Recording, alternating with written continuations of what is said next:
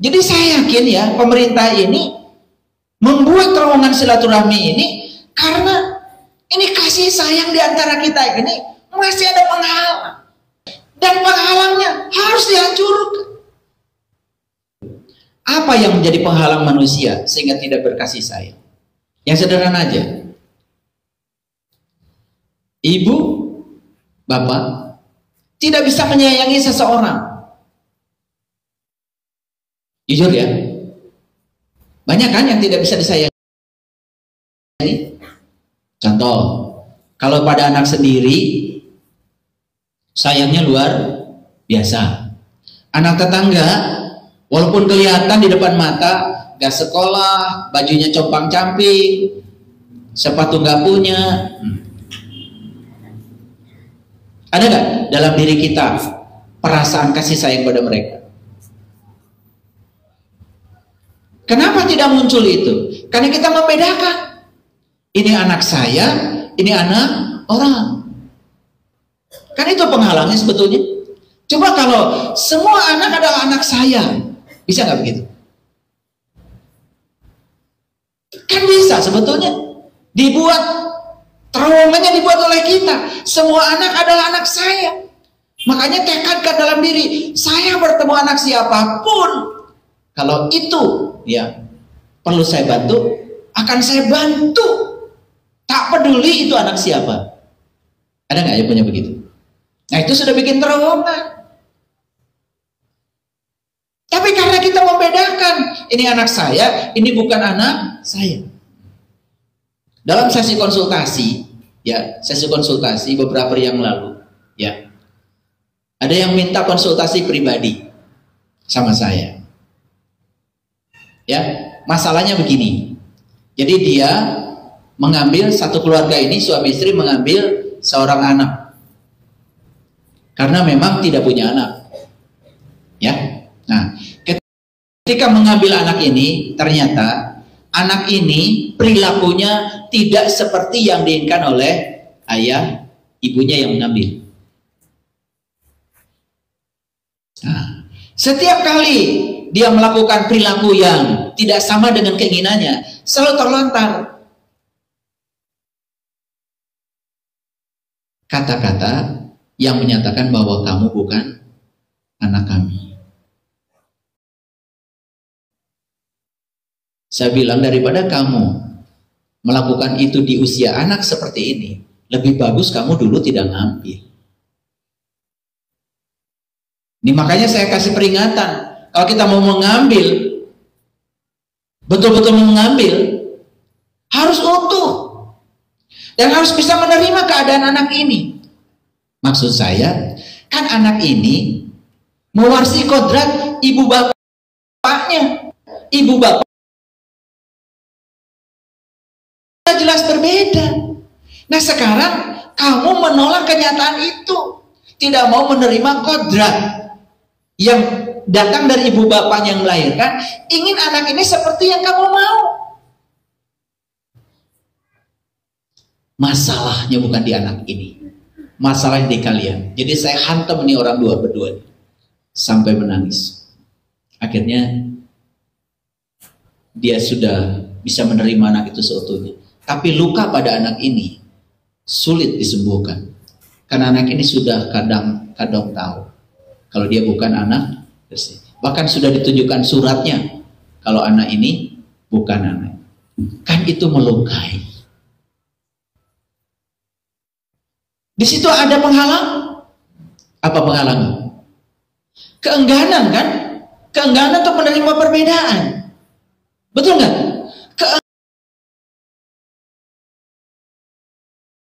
Keengganan untuk menerima perbedaan. Saya yakin ya, pemerintah kita membuat terowongan silaturahmi karena kita masih enggan untuk menerima dan menghargai perbedaan. Kan masih ada orang yang memaksakan ingin semua orang sama seperti dia, harus keyakinannya sama, harus bajunya sama. Padahal yang menciptakan perbedaan ini adalah Allah. Wajah kita saja semuanya berbeda. 8 miliar penduduk bumi ini wajahnya saja berbeda.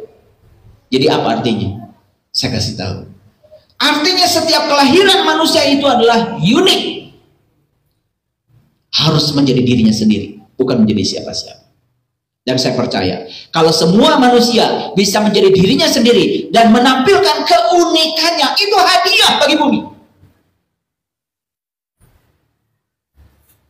Orang yang menciptakan laptop ini, karena dia tidak mau jadi orang lain, dia percaya pada potensi yang Tuhan berikan pada dirinya, dia bongkar semua potensi itu, dia menjadi unik dan menciptakan laptop ini.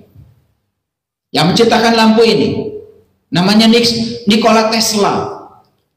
Di situ ada Thomas Alva Edison. Jadi unik. Bahkan Thomas Alva Edison itu pernah disebut bodoh dan dikeluarkan dari sekolahnya. Tapi ibunya yang hebat. Jadi ketika menerima surat dari sekolah, kalau anaknya dikeluarkan dari sekolah itu, karena sekolahnya tidak bisa menerima perbedaan, ingin semua anak sama di sekolah itu. Itulah sekolah sekarang. Anak harus semuanya pintar matematika, ada namanya KKM. Batas minimalnya harus dicapai semua. Harus bisa fisika semua, harus bisa bahasa Inggris semua. Padahal ada anak yang kecerdasan yang diberikan semestanya dalam olahraga. Lionel Messi mungkin tidak bisa matematika, tapi tetap jadi kaya karena dia percaya kakinya jenius. Dia bisa mengolah bola dan menjadi pemain bola profesional, dan dia jadi dirinya sendiri. Ketika Thomas Alva Edison dikeluarkan dari sekolah, saat itu dia membawa surat, dan ini anak baik sekali. Dan kata gurunya, kamu tidak boleh membaca surat ini. Dan kamu sampaikan aja surat ini kepada ibu. Jadi surat itu tidak dia baca, disampaikan pada ibu. Lalu ibunya ketika membaca surat, tidak aslinya seperti itu. Jadi dibacakan oleh ibu yang berbeda. Oh, ternyata kamu itu anak berbakat, nak. Kamu tidak cocok di sekolah itu. Sehingga ibu harus mencari sekolah lain. Karena sekolah itu tidak cocok buat kamu. Kamu terlalu berbakat. Padahal isi suratnya nggak begitu. Itulah seorang ibu yang penuh cinta kasih pada anak. Dan akhirnya apa? Akhirnya anak itu homeschooling, dididik langsung oleh ibunya, dan berhasil menjadi dirinya sendiri. Dan dia menemukan lampu. Dan ketika ibunya meninggal, dia baru berani membaca surat itu. Dan dia terkejut. Betapa besarnya kasih sayang seorang ibu, karena kata-kata yang dari sekolahnya itu tidak dibacakan utuh. Justru yang dibacakan adalah yang berbeda. Dan kalau ibunya membacakan utuh surat itu dari sekolah, apalagi ibunya marah-marah, apalagi menghukum anak itu, saya kira Thomas Alva Edison tidak akan menemukan lampu ini. Ngerti maksud saya? Dan kita semua ingin anak-anak seperti ayahnya, harus seperti ibunya. Ingat Bapak Ibu, anak itu tamu agung yang direncanakan semesta untuk menjadi dirinya sendiri, bukan untuk menjadi seperti kalian. Makanya saya sering menyampaikan 3 hal yang tidak boleh orang tua ikut campur. 1, pendidikan anak. Yang 2, pekerjaan anak. Yang 3, jodoh anak. Kalian itu sekolah ikut campur, jurusannya harus yang kalian mau. Sudah gitu pekerjaan ikut campur lagi, main sogok-sogokan lagi. Dan terakhir, urusan jodoh harus seperti ibu bapaknya mau, walaupun anaknya tidak suka. Ada terowongan, ada penghalangan di situ. Ada penghalangan di situ. Ada. Harus dibuat terowongan. Nih saya kasih tahu nih, ya. Saya bukan berbicara terowongan silaturahmi saja. Saya berbicara lebih universal lagi. Karena saya percaya di antara kita pun banyak penghalang yang menyebabkan silaturahmi kita terputus. Sehingga harus didobrak penghalangnya, harus dibuat terowongan. Yang sederhana aja, kalian harus bikin terowongan dengan pasangan. Kalian harus bikin terowongan dengan anak. Saya kasih tahu, ini saya lihat wajah-wajah ini, saya tahu nih, ya, yang masih ada masalah. suka cekcok, berantem lagi di depan anak lagi. Aduh, ya Allah. Oke, pernah kenal gak peribahasa ini? Apa katanya? Tak kenal maka tak sayang. Jadi kenapa tak sayang? Karena tak kenal.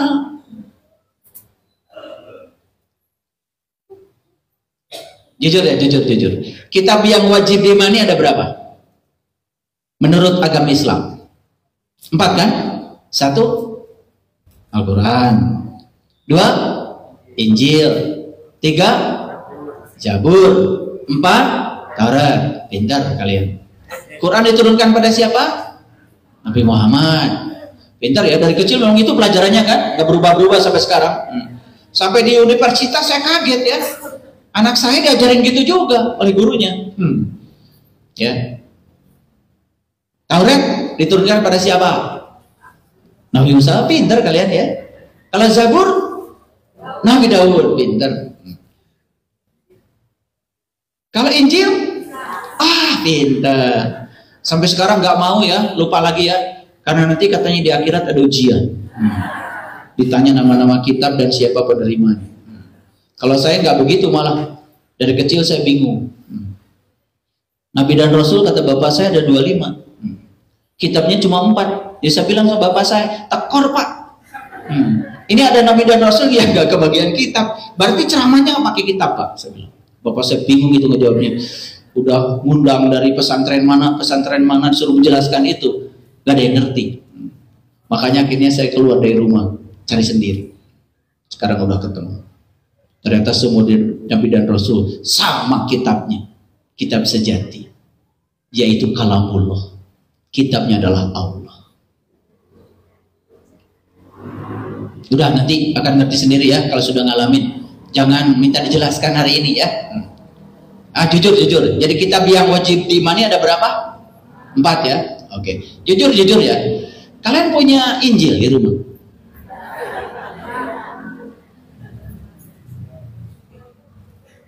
Katanya wajib diimani. Punya aja? Enggak. Lucu kan?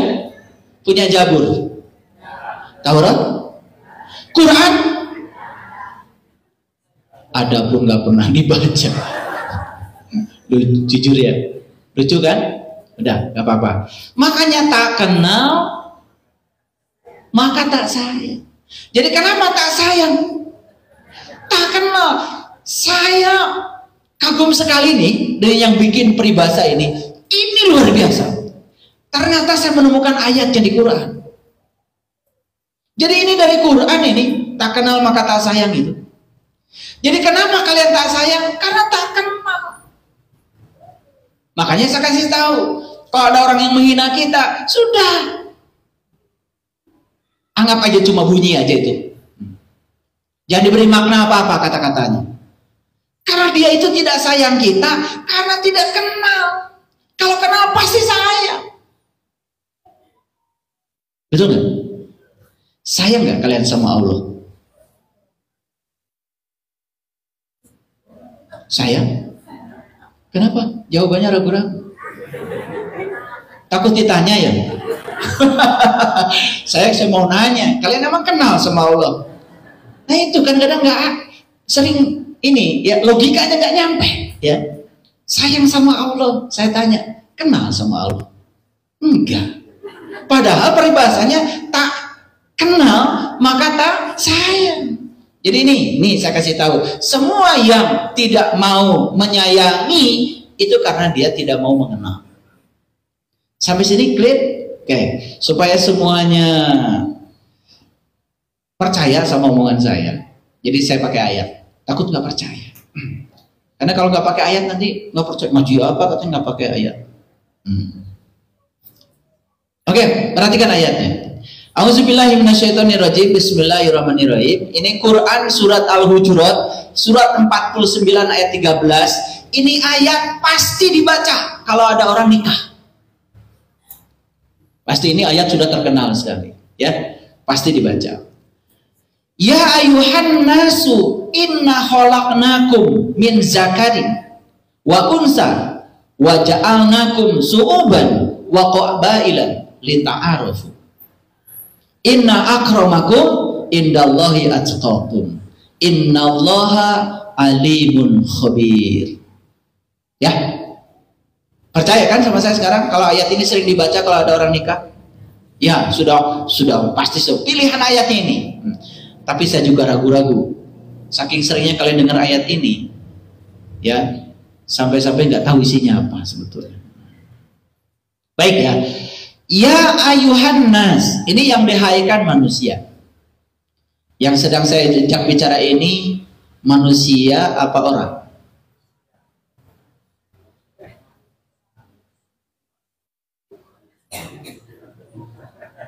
Manusia apa orang? Sama. Enak aja. Kalian kalau kenalan, coba perkenalkan tadi. Saya berasal dari Garut. Kenapa bilang dari Garut? Karena saya dilahirkan di Garut, fisik. Karena kalau saya bilang, Bapak Ibu, saya berasal dari Allah. Pasti kayak nggak ngerti kan? Padahal itu benar nggak? Benar. Benar kan? Makanya yang berasal dari Garut itu orang apa manusia? Orang, disebutnya juga orang Garut. Betul apa tidak? Iya. Jadi manusia ini orang yang sudah sadar sebetulnya. Yang sudah mencapai sisi kemanusiaannya. Orang yang sudah mencapai sisi kemanusiaannya, itulah manusia. Makanya Quran surat terakhir itu surat An-Nas, bukan surat orang. Surat manusia, betul nggak? Makanya di situ yang paling inti di Quran surat An-Nas adalah Qul a'udzu birabbin nas. Aku berlindung pada Tuhannya manusia.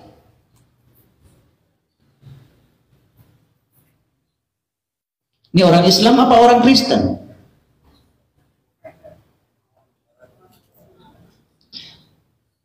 Karena kalau berbicara perbedaan itu pakai orang. Ini orang Banjar atau orang Pangandaran? Nggak ada. Ini manusia Banjar atau manusia Pangandaran? Nggak ada. Betul nggak? Ada nggak? Oh ini manusia Islam, ini manusia Kristen. Ada nggak? Nggak ada. Yang ada tuh ini orang Islam, ini orang Kristen. Orang. Yang dibicarakan di Quran surat An-Nas, orang apa manusia? Manusia. Coba kita dengarkan. Qul a'udzu birabbin nas. Aku berlindung pada Tuhannya manusia. Ini orang Islam nih diajarkan oleh Quran kita berlindung pada Tuhannya manusia. Jujur ya, orang Kristen manusia. Berarti ada Tuhannya? Ada. Orang Hindu manusia? Oke. Ada Tuhannya? Ada. Orang Konghucu manusia? Ada Tuhannya? Ada. Orang Buddha manusia? Ada Tuhannya? Orang ateis manusia? Ada Tuhannya? Ada. Mau ngaku mau enggak terserah, tapi pasti ada. Paham maksud saya? Jadi ada nggak kalau gitu Tuhan orang ini, Tuhan orang ini? Ada nggak? Tidak ada. Yang ada Tuhannya manusia. Ini penghalangnya harus dibuka nih, ya. Bahwa mereka menyebut dengan cara berbeda, yaitu masing-masing punya caranya sendiri-sendiri. Kenapa kamu urusan? Kan ini ya, ini di Bandung macai, Bu. Tapi kalau bilang di Eropa, ya, kamu pengen apa? Hoyong cai, mulai mere. Betul nggak? Ya, kan di sana ngomongnya harus saya ingin water, paham ya? Baru dikasih. Ngerti maksud saya? Padahal kan barangnya sama. Ini harus dihancurkan, ini penghalangnya. Karena kita merasa seakan-akan Tuhan kita itu beda dengan Tuhannya yang lain. Percaya dengan logika yang masuk akal. Tidak mungkin ada seorang pun di dunia yang pengen Tuhannya nomor 2. Semua pengen Tuhannya maha yang bisa menjamin kehidupannya. Setuju nggak dengan saya? Makanya gini ya, yang bilang ini water dengan yang bilang cair pasti berantem sebelum ketemu barangnya. Betul nggak? Kata orang Eropa, cek orang ya, iya teh water. Cek orang Garut, lain cek aing ge cair. Bisa berantem nggak? Nah. Tapi begitu ini maksudnya, oh ternyata sama, pasti bukan. Betul nggak? Nah, masalah kita itu kita cuma sampai di namanya, nggak tahu barangnya, makanya kita berantem. Lalu kasih sayang tidak nyambung. Makanya harus dibuat terowongan. Disitulah ya para ulama, ahli-ahli ilmu, para tokoh-tokoh agama itu harus bisa menyatukan, membuat terowongan, bukan malah justru mempertebal terowongan itu dengan penghalang.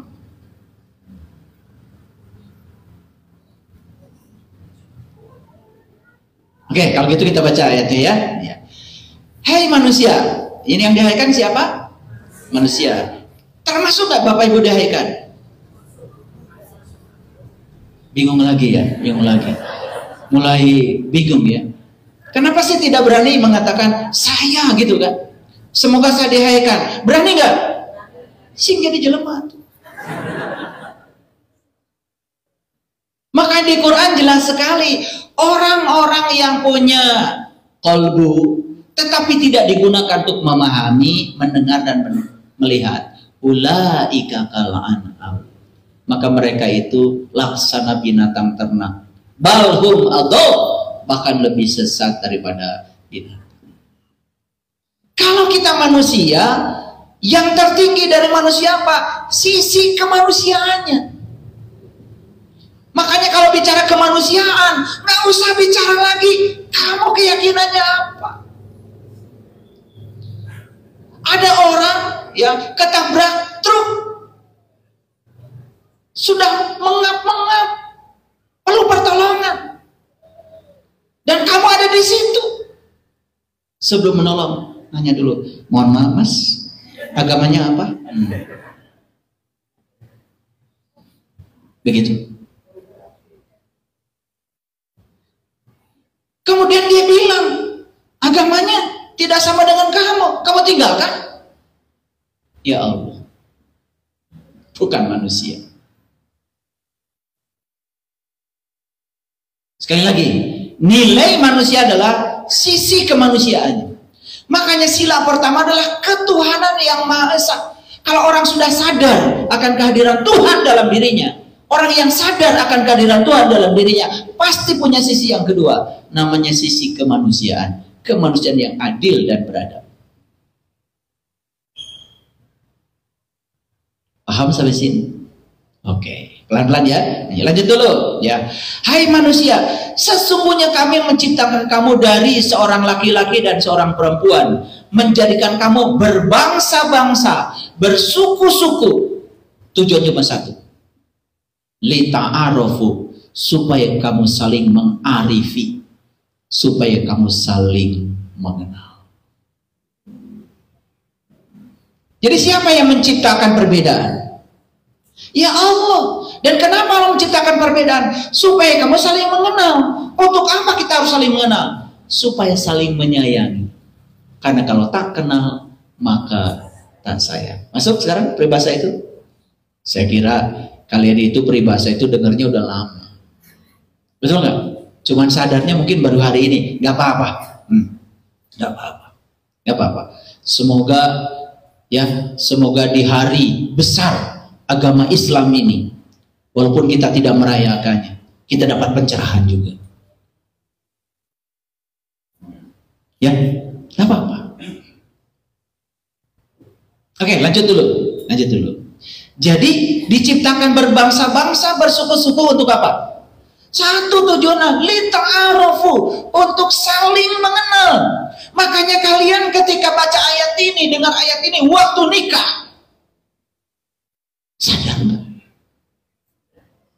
Diciptakan kalian berpasangan suami istri, laki perempuan, jenis kelaminnya berbeda, cara berpikirnya berbeda, dibesarkan di keluarga yang berbeda, adat istiadat yang berbeda, sukunya bisa jadi berbeda, bahkan bangsanya bisa berbeda.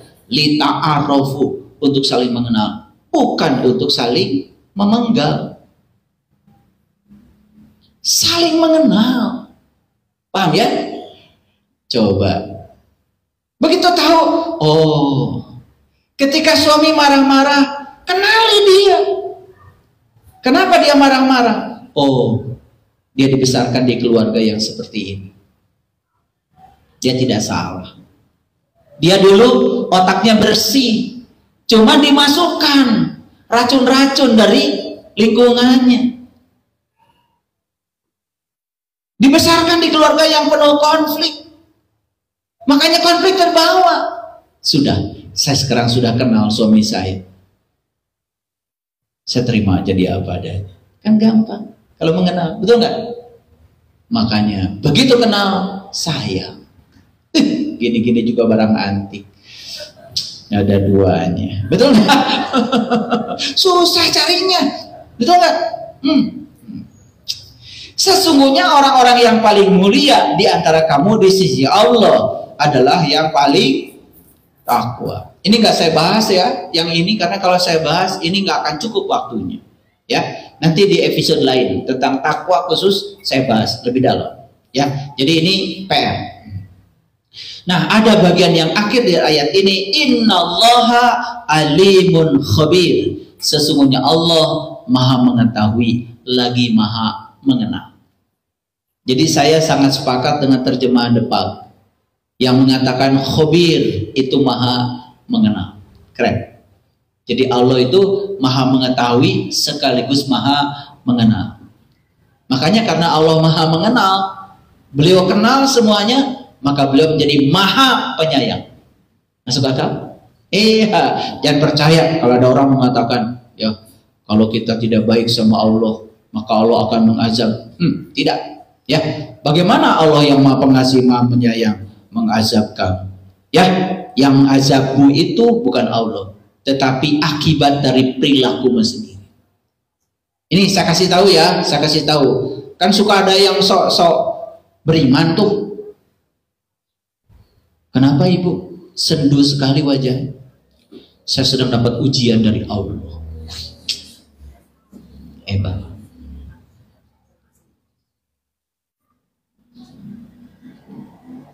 Ujian itu bukan dari Allah, ibu bapak. Ujian itu dari akibat dari perilakumu sendiri. Wa bainahum, dan di antara keduanya ada batas. Kalau ada batas kan tidak bisa saling berkasih sayang. Berarti harus dibuatkan apa? Terowongan. Namanya terowongan silaturahmi. Semoga seluruh Indonesia mendengarkan kajian saya, termasuk ya para pejabat yang punya ide membuat terowongan itu. Saya bantu untuk menjelaskannya sama masyarakat. Ya, di antara keduanya ada batas. Wa bainahuma hijabun. Di Quran itu kalau ada kata laki-laki itu simbol dari urusan ruhani. Kalau di Quran ada kata-kata wanita, perempuan, itu simbol dari urusan jasmani. Makanya jangan keder ya. Di hadis, salah satu hadis dikatakan bahwa penghuni neraka itu kebanyakan wanita. Wanita itu simbol dari urusan jasmani. Maka siapapun yang hidupnya melulu hanya ngurusi urusan jasmani, ya pasti sengsara hidup. Ya pasti neraka hidupnya. Itu maksudnya. Bukan dipahami begitu letter. Paham sekarang? Ya, sudah di neraka banyak perempuan, di surga nggak ada bidadara, kan rugi 2 kali, betul nggak? Kalian tuh masuk surga rugi ya, nggak ada bidadara, di sana adanya bidadari. Bidadari dipahami betul-betul perempuan laki.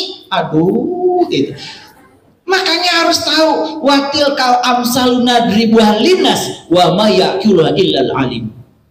Aku bicara di Quran itu dengan perumpamaan, dan tidak yang mengerti perumpamaan itu kecuali orang yang berilmu.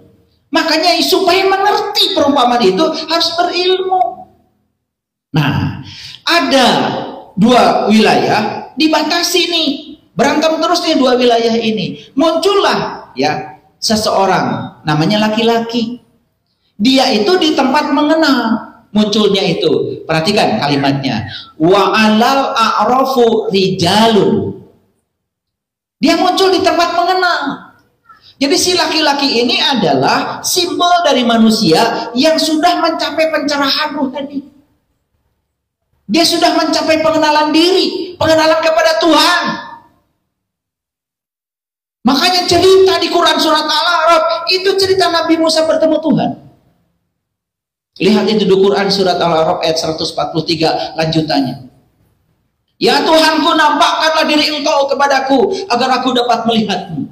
Apa kata Tuhan? Kamu tidak akan sanggup melihatku, tapi lihatlah ke gunung ini. Muncul kata gunung di situ. Karena gunung itu mewakili puncaknya kesadaran, tempat yang tinggi. Makanya Nabi Muhammad juga bertemu Tuhan di puncak kesadarannya, namanya Sidrah Al-Muntaha. Falamma tajalla rabbuhu lil jabal, ketika Tuhannya bertajalli di puncak kesadarannya Musa. Dan Musa mengatakan apa di situ? Allah subhanaka tubtu ilaika wa ana awwalul mu'minin. Maha suci Engkau ya Allah. Aku kembali kepadamu dan inilah awal aku beriman. Musa mengalami kelahiran yang kedua. Musa mengalami pengalaman ketuhanan sebagaimana yang pernah dialami sebelumnya di alam alastu. Musa sudah menembus hutang ruhaniahnya sehingga saat dia mati pasti akan kembali kepada Allah. Dan saya sampaikan, Musa di Quran itu bukan sekedar sosok, tetapi peran. Berarti yang jadi Musa bisa siapa saja. Apakah kita bisa menjadi Musa? Bisa. Itulah yang disebut dengan learning to be, belajar menjadi. Belajar menjadi Musa, belajar menjadi Muhammad, belajar menjadi Isa, belajar menjadi Harun, belajar menjadi Ayub. Bukan menceritakan sejarah mereka. Belajar menjadi. Baru keren.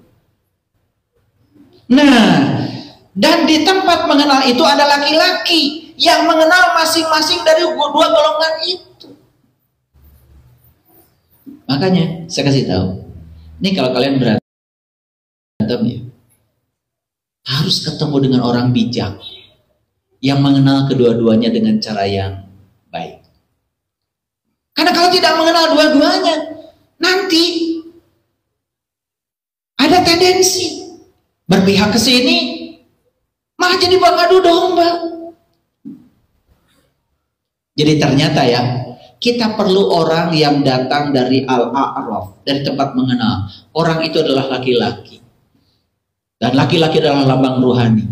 Perlu ada orang yang sudah mencapai kebijakan spiritual untuk bisa menyatukan keterpisahan dua wilayah ini. Makanya hadirin, untuk bisa membongkar semua hambatan yang memisahkan sehingga terowongan itu terjadi, harus ada orang yang hadir dari Al-A'raf. Harus ada orang yang bijak. Itulah yang namanya ahli ilmu. Itu yang namanya ulama.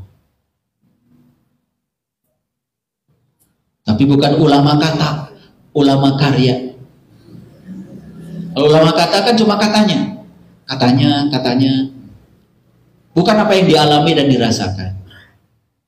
Dan Indonesia ini perlu orang yang datang dari tempat mengenal itu. Perlu orang-orang yang sudah bisa mencapai pencerahan. Dan lihat sekarang, kebangkitan spiritual terjadi di negeri ini.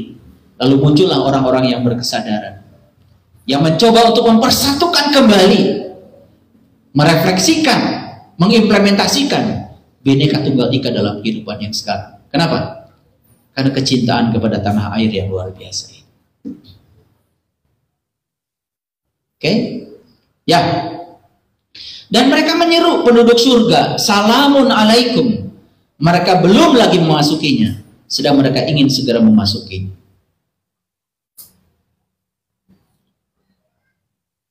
Orang-orang yang sudah mencapai kebijaksanaan, mencapai kesadaran. yang sudah cinta kasihnya tanpa batas di dalam diri. Ketika dalam dua pihak yang bertikai, dia tidak berpihak pada siapapun. Justru dia menjadi pendamai karena dia mengenal kedua-duanya. Maka yang disampaikan adalah salamun alaikum. Yang dibangkitkan pada kedua pihak ini bukan nerakanya, tapi sorganya. Kesadaran tingginya yang dibangkitkan.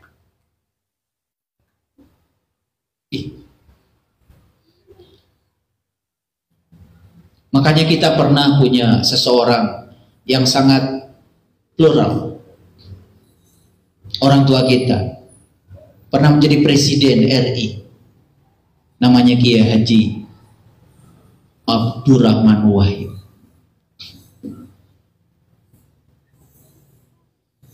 Pemikirannya sudah sangat universal, tapi beliau tetap saja beragama Islam. Gitu. Dan saya percaya siapapun orang yang tahu esensi agamanya, hasil akhirnya akan menjadi orang-orang yang moderat. Moderasi. Moderasi itu berada di titik tengah. Jadi kembali lagi pada terowongan, saya coba mengambil definisi dari kamus. Apa arti terowongan? Terowongan adalah sebuah tembusan di bawah permukaan tanah atau gunung.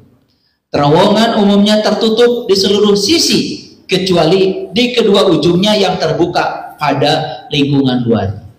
Jadi terowongan itu tertutup, ya, tertutup kan? Hanya terbuka di ujung-ujungnya saja. Kita harus tertutup loh. Kita harus yakin bahwa jalan kita yang paling benar, tanpa harus menyalahkan jalan orang lain. Gitu maksudnya. Tetap terhubung, tetapi kita tetap berada di jalan kita masing-masing. Keren gak kalau gitu? Iya, karena agama itu kan pribadi. Makanya mulai sekarang jangan dipamerkan keyakinannya. Pamerkan aja dampak dari keyakinannya. Pamerkan akhlaknya. Ya. Ada yang pernah lihat terowongan di sini? Yang belum, saya kasih gambarnya. Kayak gitu terowongan. Saya ambil gambarnya ya. Ini spesial. Ini terowongan silaturahmi yang dibuat yang menghubungkan masjid Istiqlal dengan katedral. Jadi hargai saya sampai saya berusaha untuk mengambil fotonya. Benar nggak terowongan itu ada? Ada ya ternyata. Ya. Tetapi sekali lagi ini hanya simbol. Tidak perlu Bapak Ibu pergi ke sana, tidak perlu. Tapi kalau ada waktu mau mampir ke sana boleh. Tapi yang paling penting, mari kita sekarang bikin terowongan di sini, di diri kita masing-masing. Ya. Kalau ada hambatan dengan pasangan, bikin terowongan. Hambatan dengan anak, bikin terowongan. Hambatan dengan tetangga, bikin terowongan. Itu. Terutama terowongan silaturahmi. Apa arti silaturahmi? Nah, ternyata silaturahmi berasal dari kata silat ar-rahmi, yang berarti menyambung tali kasih sayang. Jadi silaturahmi berarti menyambung tali kasih sayang. Ini menurut kamus. Jadi maknanya lebih luas lagi ya, yaitu kasih sayang terhadap sesama manusia, bahkan kasih sayang terhadap semua makhluk. Ya, gitu. Oke, sudah mengerti semuanya? Nah, sekarang saya ingin menyampaikan dulu. Begitu seseorang mendalami agamanya masing-masing dengan benar dan tahu esensi dari ajaran agamanya masing-masing dengan dalam, saya percaya setiap agama mengajarkan 4 hal ini. Dan nanti kita lihat ya buktinya. 1, kasih sayang. Yang kedua, perdamaian. Yang ketiga, kesetaraan. Yang keempat adalah kerukunan. Makanya 4 nilai ini disebut nilai universal semua agama. Dan ini yang dijadikan sebagai sebagai pilar untuk moderasi beragama di Indonesia. Jadi agama itu sudah moderat, tetapi cara beragama yang perlu ditata supaya tidak saling membenci, tidak saling mengganggu, sehingga masing-masing bisa ya mengamalkan ajaran agamanya dengan full. Sehingga puncaknya kalau setiap orang mengamalkan ajaran agama yang dianutnya dengan tekun di jalannya masing-masing. Percaya, agama itu jalan. Saya mau nanya sekarang, Bapak Ibu sampai di masjid ini lewat jalan kan? Betul. Ada nggak yang jalannya lewat Cimahi? Ada. Ada yang jalannya lewat Bandung? Ada. Ada yang jalannya lewat Lembang? Ada. Ada nggak yang jalannya lewat Ciwaruga sana? Ada. Siapa yang nyampe di sini? Yang nyampe di sini adalah mereka yang memilih satu jalan dan tekun di jalan itu. Ulangi. Yang nyampe di sini adalah mereka yang memilih satu jalan dan tekun di jalan itu. Nyampe kan di sini? Nyampe. Dari semua jalan akhirnya bertemu di satu titik di sini. Jadi siapa yang akan sampai di sini? Yang memilih satu jalan dan tekun di jalan itu. Pilih satu jalan, tekun di jalan itu. Nah, siapa yang tidak sampai di sini? Baru maju lewat jalan sini Cibabat. Wah, kayaknya salah jalan saya. Balik lagi. Ke Lembang dulu. Baru jalan sebentar. Wah, salah kayaknya jalan saya. Ke Padalarang. Nyampe gak di sini? Yang nggak nyampe di sini itu adalah mereka yang berubah-ubah jalan. Makanya agama adalah jalan. Kitab suci adalah petunjuk jalan. Dan guru-guru suci adalah penuntun jalan. Temukan aja 3. Temukan jalannya, ketemukan petunjuk jalan, kitab suci, temukan penuntun jalan. Siapa penuntun jalan? Yang memahami kitab suci. Karena kalau salah memahami petunjuk jalan kan masuk jurang ya Pak ya. Oke, baik. Nah, Bhinneka Tunggal Ika itu adalah kesepakatan nasional. Makanya dalam bingkai paradigma nasional, moto Bhinneka Tunggal Ika harus mengkristal ke semua umat beragama. Bhinneka Tunggal Ika harus menjadi pola pikir, harus menjadi pola sikap, harus menjadi pola tindak dalam kehidupan bermasyarakat, berbangsa, dan bernegara. Sepakat? Oke. Saya nggak sama bangsa ini. Saya ingin hidup rukun, ingin berkasih sayang, ingin. Asik nggak kalau itu terjadi? Asik ya, kita bisa membangun bangsa ini. Ya, tapi kalau cekcok terus, lihat tuh, bangsa yang cekcok terus, perang saudara, nggak ngebangun. Yang nanya perang itu ya saling bunuh. Kita sudah belajar dari berita begitu banyak di belahan bumi sana, negara yang cekcok saja, ya, rebutan kekuasaan. Kita ya bisa pemilu damai. Bayangkan, ya, saya pernah diundang di KPU Jawa Barat.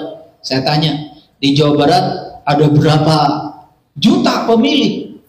Ada berapa kotak suara? Coba, sampai ke pelosok-pelosok. Semua merayakan pemilu sebagai pesta demokrasi. Ya sudah, bahwa kita pernah berbeda pilihan, udah selesai. Sekarang siapapun yang terpilih lewat mekanisme pemilu, itulah pemimpin kita. Udah, itu aja. Sesederhana itu. Paham ya? Iya, itu aja. Baik, ya. Jadi Bhinneka Tunggal Ika itu apa? Itu adalah norma kebersamaan dalam realitas keragaman. Ini menjadi landasan utama bagi terbangunnya kerukunan sosial yang tulus dan permanen. Bahwa kita menyadari perbedaan itu sudah bersifat alami. Tugas kita bukan memaksakan persamaan, menerima dan menghargai perbedaan. Setuju ya? Oke. Upaya memahami agama orang lain itu merupakan hal yang paling mendasar yang harus ada dalam relasi kehidupan keberagaman di Indonesia. Kenapa kita harus berupaya memahami ajaran agama orang lain? Kenapa? Kan tadi udah punya rumusnya. Kalau kita mengenal, jadi sayang. Jadi tidak salah paham. Semua orang yang salah paham itu kan sebetulnya karena tidak mengenal. Setuju? Setuju ya? Oke. Ya. Saling bekerja sama antar penganut dan kelompok agama merupakan puncak sikap saling mengakui dan saling menghormati antar pemeluk agama. Bagus nggak kalau kita bekerja sama, gotong royong? Tidak hari Minggu gotong royongnya agama Kristen, hari Jumat gotong royong agama Islam. Gak lucu ya? Coba kalau di hari yang sama gotong royong semua membersihkan parit karena sekarang musim banjir, kan asik ya? Kan tidak ada hambatan toh? Kita tetap aja habis itu menjalankan agama kita masing-masing kan? Betul apa tidak? Itu ya. Makanya keunikan ini perlu dijaga nggak? Keunikan Indonesia perlu dijaga nggak? Ya, kita jaga supaya anak kita nanti bisa melanjutkan kehidupan dengan damai di negeri ini. Keharmonisan kehidupan umat beragama yang sejati akan terlihat dari adanya kesamaan keprihatinan dan kesamaan kepentingan yang terwujud dalam tujuan serta aktivitas kolektif yang bermanfaat bagi kehidupan bersama. Kan kita punya tujuan yang mulia sebagai bangsa. Ingin nggak jadi bangsa yang maju? Semua kita sekarang mendambakan tahun 2045 Indonesia harus menjadi Indonesia emas. Bukan Indonesia besi. Tahu nggak bedanya emas dengan besi? Besi itu kena air karatan, Bu. Tapi kalau emas kena air nggak karatan. Emas itu logam mulia yang paling tahan. Banyak juga yang ngomong Indonesia emas, Indonesia emas. Saya tanya, apa sih Indonesia emas? Nggak ngerti juga ternyata. Ya, tuh ngomong aja. Ya. Jadi Indonesia emas itu Indonesia yang isinya penduduknya itu seperti emas, bernilai tinggi, memiliki ketahanan yang luar biasa terhadap segala goncangan dari bangsa-bangsa yang lain. Itu maksudnya Indonesia emas. Banyak yang nggak ngerti. Ya. Jadi kita harus berfokus pada aktivitas kolektif sebagai bangsa. Jangan agama menjadi hambatan untuk membangun bangsa ini menjadi besar. Ngerti maksud saya? Kan kalau kita berantem karena agama, apalagi memperebutkan nama Tuhan, gak lucu. Betul nggak? Dan Tuhan juga pasti gak ridho. Ya? Oke. Jadi pada hakikatnya semua agama mengajarkan perdamaian dan tidak membenarkan kekerasan. Jangan percaya kalau ada orang yang mengajarkan agama lalu menghalalkan darah orang lain yang berbeda keyakinan dengan dirinya. Jangan percaya. Tidak mungkin ada Tuhan yang seperti itu. Kecuali Tuhan buatan dirinya sendiri. Tuhan yang maha welas, maha pengasih, maha penyayang. Luar biasa ya. Oke? Sekarang kita lihat nilai universal ajaran Islam dulu. Ini mah udah kenal pasti ya. Yang pertama, nilai universal ajaran Islam adalah kebenaran. Menekankan pentingnya mencari kebenaran dan menghindari kebohongan. Nah, jangan percaya. Jangan mudah percaya. Nih, saya kasih tahu Bapak Ibu. Kan yang namanya iman itu ya, meyakini sesuatu yang belum terlihat sampai bisa melihat yang kita yakini. Itu baru iman, baru sempurna itu. Kita yakin kepada Allah. Yes, karena ada ciptaannya. Itu meyakini yang belum terlihat. Itu belum iman itu. Baru setengahnya. Sampai bisa melihat yang diyakini itu. Baru hakul yakin. Baru isbatul yakin, imannya itu gak goyah lagi. Makanya kebenaran dalam Islam itu adalah mutlak. Yang kedua, Islam itu mengajarkan keadilan. Prinsip keadilan ditegakkan, baik dalam hubungan antar manusia maupun dengan Tuhan. Yang ketiga, nilai universal Islam adalah kasih sayang. Judulnya Al-Quran ada Bismillahirrahmanirrahim. Bahkan Rahman dan Rahim di surat Al-Fatihah itu diulang 2 kali. Di judulnya ada Rahman dan Rahim, di dalamnya Alhamdulillahi Rabbil Alamin Ar-Rahman Ar-Rahim. Diulang lagi. Apa artinya? Start the day with love, fill the day with love. Awali harimu dengan cinta dan isi harimu dengan cinta. Pasti ujungnya adalah cinta, karena hadiah mencintai adalah dicintai. Nilai universal yang keempat di Islam adalah kesabaran. Apa sih sabar itu? Menerima kenyataan. Makanya sabar itu saya sering definisikan tanpa tapi dan tanpa tepi. Baru sabar. Ya? Apa Bu? Tanpa tapi, tanpa tepi. Ibu akan sabar, tapi sabar nggak itu? Tanpa tapi, tanpa tepi. Terima kenyataan apa adanya. Saya kasih tahu, kenyataan tidak berbahaya, tapi reaksi kita terhadap kenyataan itu yang sudah terbukti berbahaya. Ya, hilang uang itu nggak berbahaya, tapi reaksi kita terhadap hilang uang berlebihan sampai kepikir terus-menerus jadi sakit, itu yang berbahaya. Hilang uangnya biasa-biasa aja. Reaksi kita terhadap kenyataan itu yang berbahaya. Catat Bu. Jadi di Islam ada apa? Kebenaran, keadilan, kasih sayang, kesabaran. Itu nilai-nilai dalam Islam.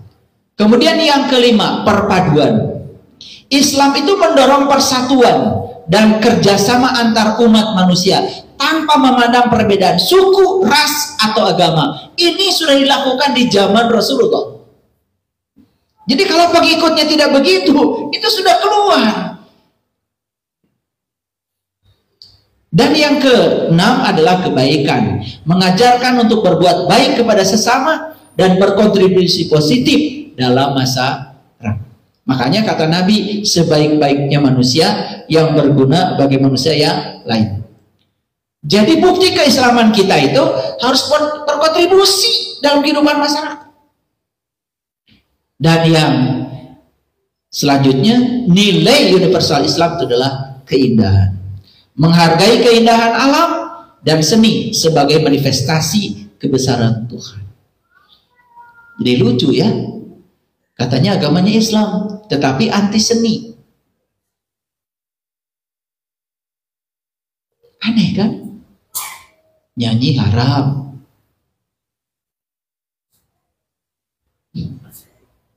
gambar haram, patung haram. Itu gagal memahami.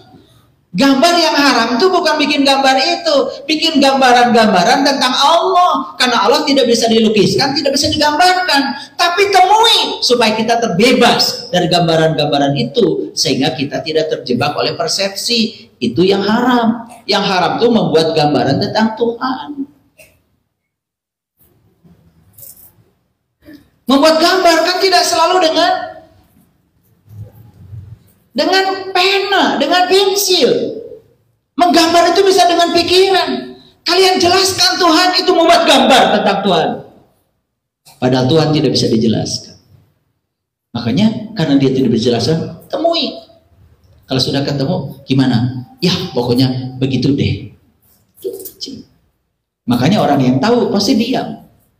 Ya, makanya orang yang banyak bicara itu pasti nggak tahu. Kayak saya. Saya tuh pengennya ngaji itu diam aja. Saya duduk di sini diam, dan setelah 2 jam kita diam-diaman, Kalian semua dapat pencerahan. Pengennya begitu. Udah teriak-teriak aja saya, kalian nggak ngerti-ngerti. Apalagi kalau diam. Oke, jadi Islam mengajarkan apa? Perpaduan, kebaikan, keindahan. Ini nilai-nilai Islam itu. Tapi saya tidak bisa jelaskan satu persatu Qur'annya, ayatnya, nggak cukup waktu. Tapi tangkap aja dulu. Buktikan kalau ini ada. Sekarang kita bicara nilai-nilai Universitas Agama Katolik. Loh, kenapa saya di tempat ini membicarakan nilai-nilai universal agama lain? Kan supaya kita kenal. Kalau tak kenal, maka tak sayang. Kan itu, supaya terowongan silaturahminya nyambung. Paham maksud saya? Dan yang saya bicarakan nilai universal. Kalau universal, nilai ini walaupun ada di agama Katolik, berlaku nggak bagi agama lain? Berlaku. Apakah nilai-nilai yang saya sebut tadi di Islam berlaku di Katolik? Berlaku, kan universal. Tetapi ada titik beratnya. Nah, coba kita baca ya. Nilai universal dalam agama Katolik, satu, membela martabat manusia. Mengajarkan pentingnya menghormati martabat setiap individu sebagai ciptaan Tuhan. Luar biasa bukan? Kan sebetulnya kita juga walaupun agamanya Islam sepakat kan dengan ini. Bahwa kita tidak boleh melecehkan martabat orang lain. Apalagi ya, kita mah diajarkan di dalam Al-Quran. Ketika iblis disuruh sujud pada Adam, langsung menolak kan? Betul nggak? Kenapa? Karena iblis itu melihat Adam sebagai Adam. Tapi ketika malaikat disuruh sujud pada Adam, yang dilihat malaikat bukan Adam. Tapi apa? Ruhku yang Allah tiupkan pada Adam. Bagian dari dirinya Allah yang ada pada diri Adam.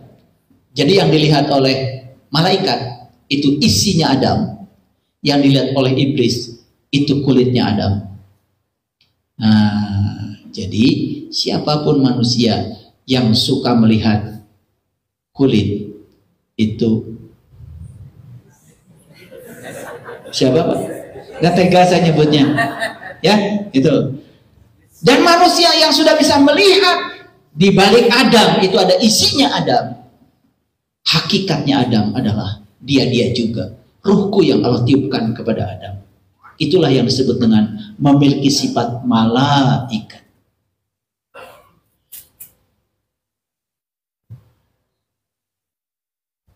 Dan kalau orang sudah bisa melihat di balik Adam ada isinya Adam, pasti tidak mungkin menyepelekan martabat orang. Percaya sama saya. Makanya dalam agama Katolik membela martabat manusia adalah titik sentral.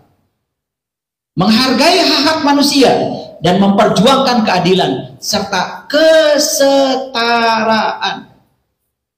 Makanya tadi nilai universal sudah diambil oleh saya kan? Kesetaraan itu nilai universal. Kita juga yang beragama Islam pasti setuju kan dengan ini? Yang kedua, dalam Katolik, keluarga dan kebebasan beragama ini menjadi sentral. Menekankan pentingnya membangun keluarga yang kuat dan menghormati kebebasan di mana nilai-nilai moral diajarkan. Itulah tekanan dalam ajaran Katolik. Jujur, yang beragama Islam, penting nggak membangun keluarga?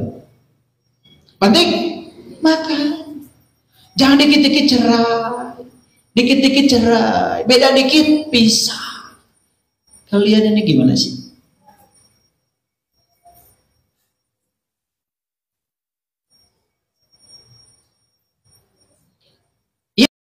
Yang ketiga, kehidupan dan keadilan sosial. Mengajarkan pentingnya menghormati kehidupan dan mengupayakan keadilan sosial, melawan ketidaksetaraan, kemiskinan dan ketidakadilan. Setuju nggak dengan ini? Universal nggak ajaran ini? Kan kita juga sama kan, bisa menerima ini. Nah, akhirnya nanti begitu kenal jadi sayang. Terowongan silaturahminya nyambung. Kasih sayang dan persaudaraan itu titik sentral dalam agama Katolik. Mengajarkan pentingnya mencintai sesama manusia dan membangun hubungan yang penuh kasih sayang. Persaudaraan universal dianggap sebagai tujuan akhir, di mana semua orang bersatu dalam cinta kasih. Dialog antar agama dan perdamaian itu titik sentral berikutnya. Mendorong dialog antar agama dan kerjasama untuk mencapai perdamaian. Menekankan pentingnya menghentikan teriakan kebencian dan menjadi manusia dialogis. Ini ajaran-ajaran yang saya sarikan dari ajaran Katolik. Lanjut, bagaimana ajaran Kristen? Dalam ajaran Kristen, titik sentral yang pertama adalah kasih. Kasih merupakan hukum utama dalam Alkitab. Jadi di bab 13 ayat yang ke-13 dalam Korintus, dalam Matius juga di bab 22 ayat 37 sampai 39. Ini kalau Bapak Ibu membaca, di situ mengajarkan untuk mengasihi Tuhan dengan segenap hati, jiwa dan akal budi, serta mengasihi sesama seperti dia sendiri. Mengasihi sesama seperti mengasihi dia sendiri. Kan Nabi Muhammad juga mengajarkan begitu. Betul nggak? Sayangilah orang lain sebagaimana kau menyayangi diri kamu sendiri. Ada irisan nggak? Ada irisan. Mengasihi orang lain berarti menekankan kepentingan mereka di atas dirinya sendiri. Kepentingan publik lebih penting daripada kepentingan kelompok. Di Islam juga ada. Sukacita, kegembiraan yang berasal dari dalam, tidak terpengaruh oleh kondisi dan situasi luar. Ini adalah sikap yang perlu dipegang dalam merintis hari, baik dalam keadaan menggembirakan maupun tidak. Makanya ada pepatah dalam agama Kristen itu, ya. Jadi dalam situasi apapun tetap harus penuh dengan sukacita. Dan ternyata itu kalau dalam ajaran neuroscientific itu yang disebut dengan hukum tarik-menarik. Dan kalau kita selalu berada dalam sukacita, walaupun situasi di luar sedang tidak nyaman, itu akan mempercepat situasi itu kembali kepada situasi yang kita inginkan. Hukum tarik-menarik berlaku. Dalam agama Kristen diajarkan damai sejahtera. Dalam agama Kristen diajarkan kesabaran. Sama seperti dalam Islam. Luar biasa? Oke. Sekarang dalam agama Hindu. Dalam agama Hindu, titik sentral, nilai universalnya adalah sana, tana, dharma. Ajaran yang abadi, jalan kebenaran yang universal.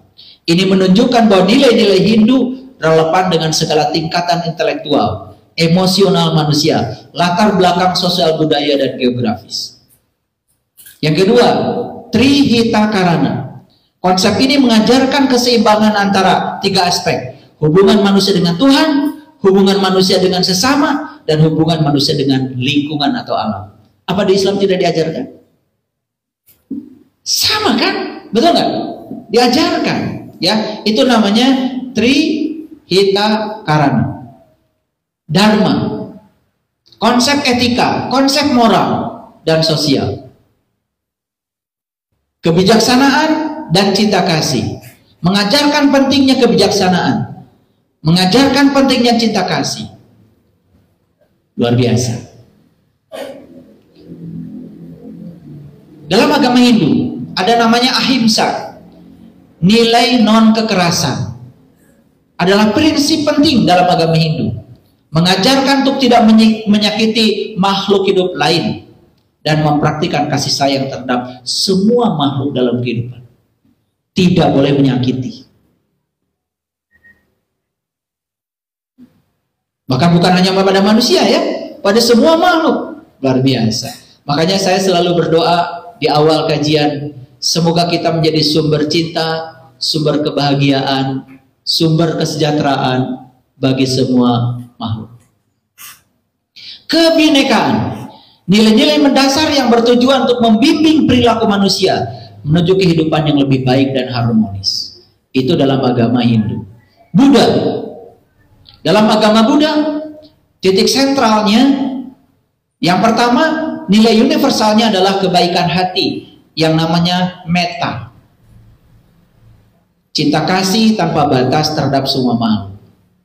Yang kedua, ketulusan, sada.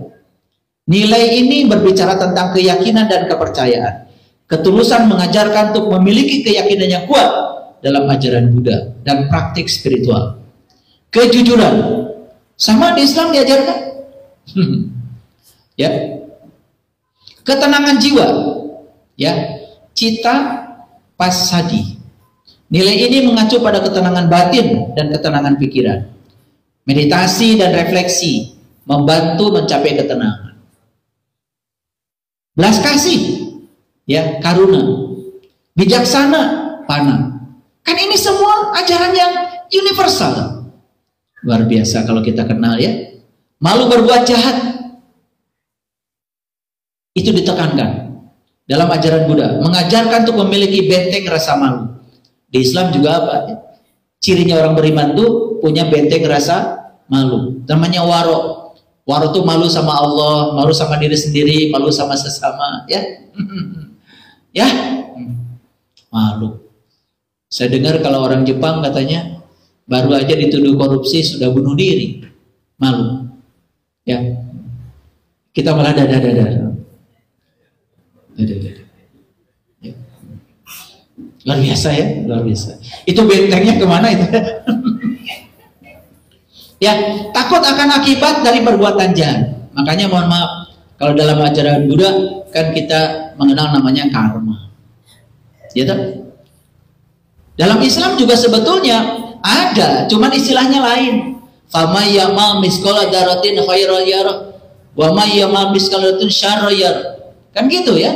Kamu berbuat baik, menciptakan sebab baik, kamu akan menerima akibat baik. Kamu menciptakan sebab buruk, kamu akan menerima akibat buruk. Walal akhiratu khairul laka minal ula.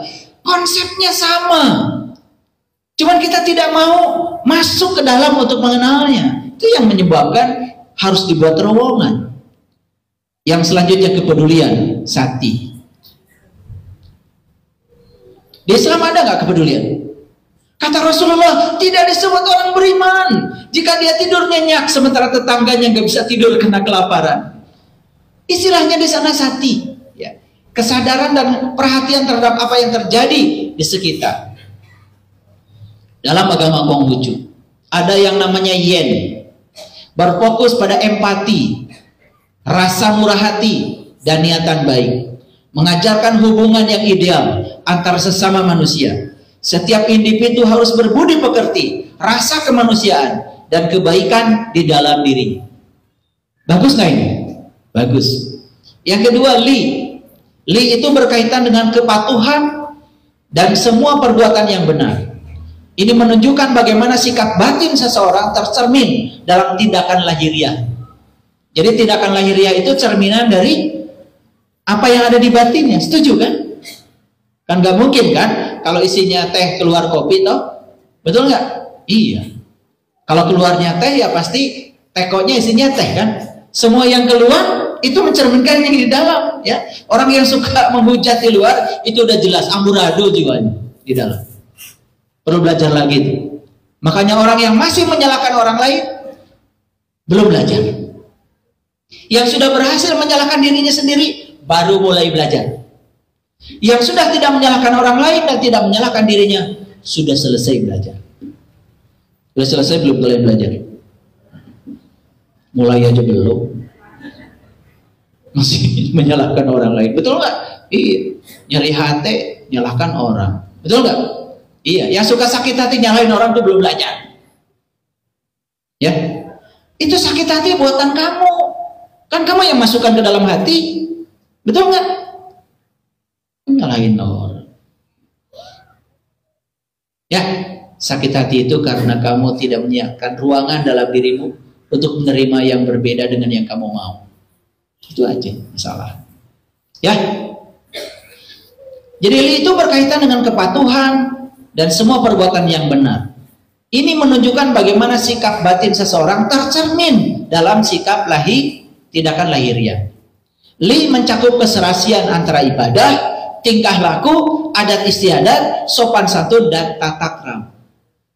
Jadi tidak terpisah antara ibadah dengan adat istiadat, tata krama, sopan santun. Keren sekali. Yang ketiga, ajaran universal dari Konghucu adalah yi, menjunjung tinggi kebenaran sebagai tanggung jawab kemanusiaan dan penjaga alam. Jadi menjunjung tinggi kebenaran itu sebagai tanggung jawab kemanusiaan dan menjaga alam. Ci, ajaran kebijaksanaan. Si, kepercayaan dan kesetiaan. Kesimpulan, apakah semua nilai-nilai universal yang saya sampaikan dari ajaran-ajaran agama yang berbeda itu berlaku untuk semua manusia? Ini yang disebut dengan universal. Makanya kesimpulannya, kita harus tekun di ajaran, di jalan kita, di ajaran agama kita. Gak boleh mencampur adukan ajaran agama kita dengan ajaran agama orang lain. Gak boleh. Tanpa harus menyalahkan jalan mereka. Keren gak kalau begitu? Maka disitulah kita akan bisa menyadari betapa pentingnya kita